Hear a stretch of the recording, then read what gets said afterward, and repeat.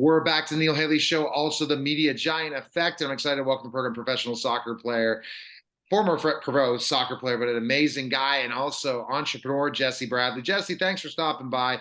Last time we talked about the story, man, and you overcame things like so many professional athletes overcome, to the level that, you look at, we don't figure out what we want to do. We go through these struggles. We don't know, hey, I was doing this for so long. And sometimes we never figure ourselves at all. So you saw your faith, you move forward, and you have all these amazing goals and dreams to accomplish. What does 2023 sound like for Jesse Bradley? And like, again, it's 2022 still here. I'm not wishing it out, but tell me. That's it, Neil. I appreciate your show, your passion, and how you just bring people on board who are going to add value, encourage, inspire. And in my life, those lowest points have become a fuel, and they forged a passion and purpose in my life that I get to live out now. And I really discovered during COVID, I want to bring hope to more people. I want to see people empowered. I want to see people who can then cultivate hope habits. Hope is relational, and the quality of our lives are determined by relationships, family, friends, coworkers, also, I think, spiritually with God. But in addition to the relational, there are specific, intentional, and practical steps we can take. And we've been doing digital campaigns in 2022, and it's been so fruitful. Right now we're in the middle of the World Cup, and I've been an analyst for CBS Sports, which is a lot of fun to talk soccer. But then also we launched Hope campaigns, and the traction that those have gained, it's really blown our minds, because millions of people are going through the content, and then we have a different focus on each one. Sometimes we focused on marriage and how to strengthen your marriage. Sometimes we focused on hope habits. We've talked about adoption and even spiritually. And the last campaign that we ran spiritually, there were over 200,000 people, this is globally, that said they want to start a relationship with God. So right now we're in the middle of some campaigns. We're following up. When you have a plan on paper and then the reality exceeds it, yes, and you're trying to make those shifts and adjustments, it's like, okay, how do we cover this? What do we do here? And continually learning. I think making those mid-course adjustments in any business, any profession, noticing what worked this year, what we learned from it. But I think the potential digitally, and I say this, anyone who's listening, whatever space you're in, whether it's personal or business, what can happen online? And that can involve social media, website, app.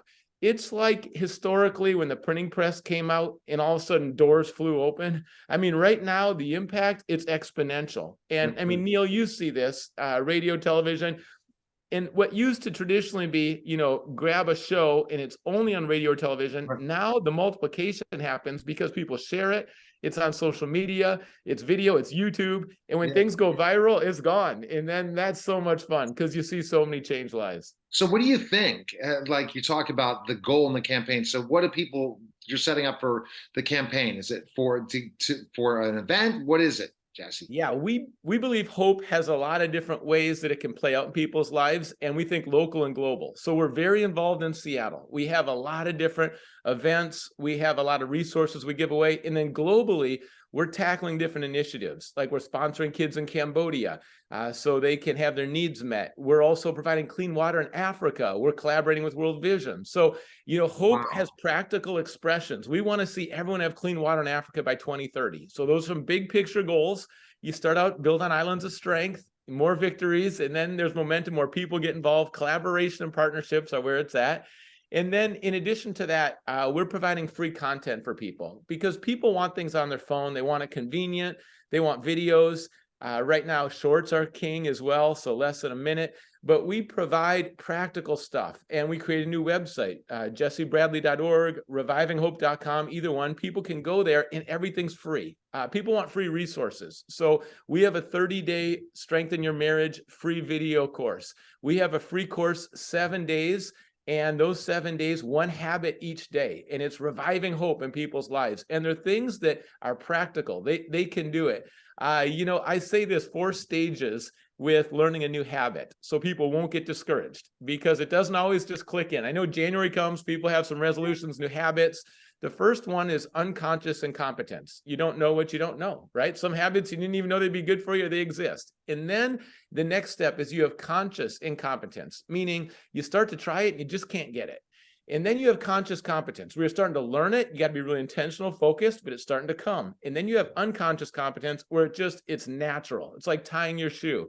You know, when I was a goalkeeper and I didn't know how to catch, I didn't even know the W was the proper technique, right? And then I tried to catch a ball and there was no W with my thumbs. It was kind of spread out and I would drop the ball. And then I was overthinking about the W, but I was getting my W on the ball. And then lastly, it's just natural. I'm diving the upper corner and I'm catching it with the W. So any habit, and that's true, you know, with gratitude. I say a gritty gratitude, learn how to give thanks when you don't feel thankful. Yeah. And just start with 10 things you're thankful for today. When you give that gratitude, you're going to focus on what you do have instead of what you don't have. It's going to change you on the inside. You're going to become, you know, a more positive attitude. You're going to see the world differently. And that habit of gratitude, that is like a gateway for a lot of other things that can happen in your life. One other one I think is really important: forgiving people fully every day. Don't let the sun go down with resentment and bitterness. That's poison for you. Don't carry it. So that works in marriage. That's been a key in my marriage. I think that's key in every marriage, conflict resolution. But you've got to talk about it, have honest and humble conversations, because that's where the fruit is.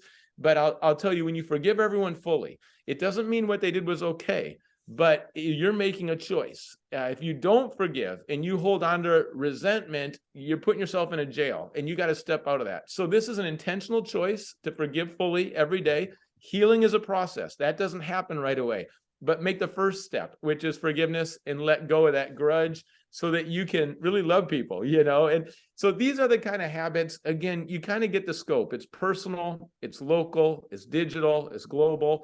And you know, I'm someone, it's hard to say no sometimes. That's probably a good goal for 2023, is just what to say no to.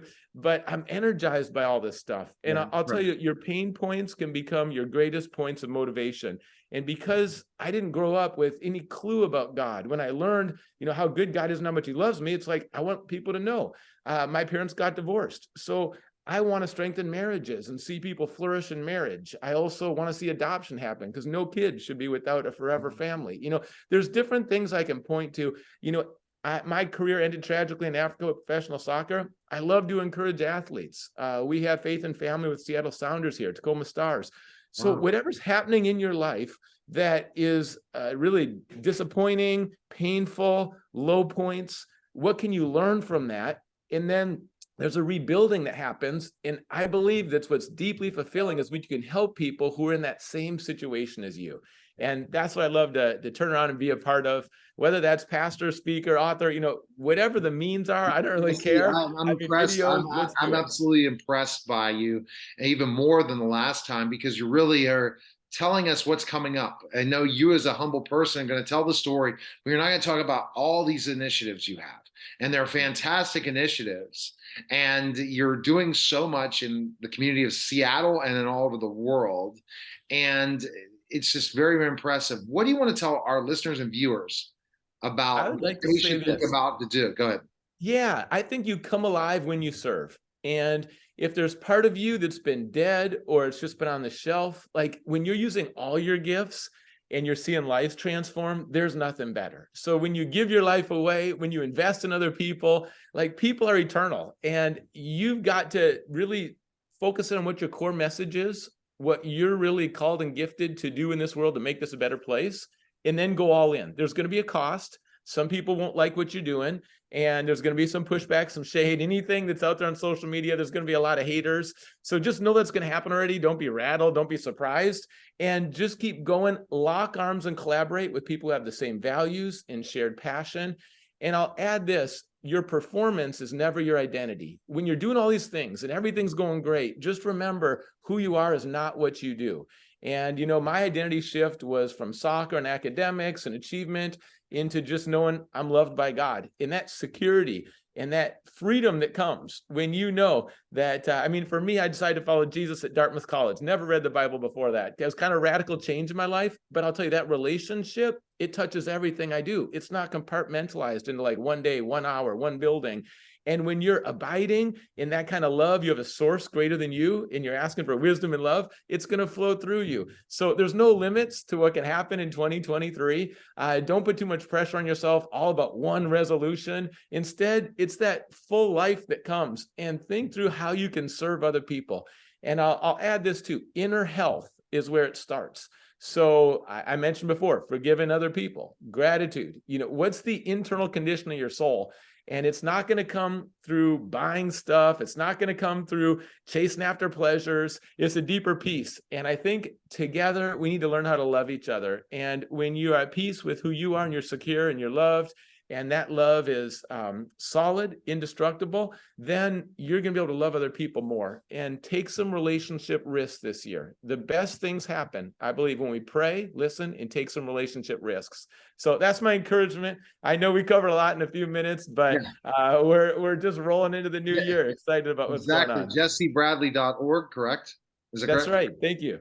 And then also, you're still doing the World Cup stuff, or is that the commentary? That's right. I'm on CBS Sports tonight. Looking forward to that. And we're diving in, coming down to the finish. I picked Argentina, so I'm going to stick with them the whole way. That in the beginning of the tournament, Messi, it might be finally his turn to grab the World Cup trophy. And then social media, Jesse J. Bradley on all platforms. Love to hear from you, hear your story, whatever you want to talk about. Let's do it. I love connecting with people. All right. You're listening and watching the Neil Haley Show. We'll be back in just a moment.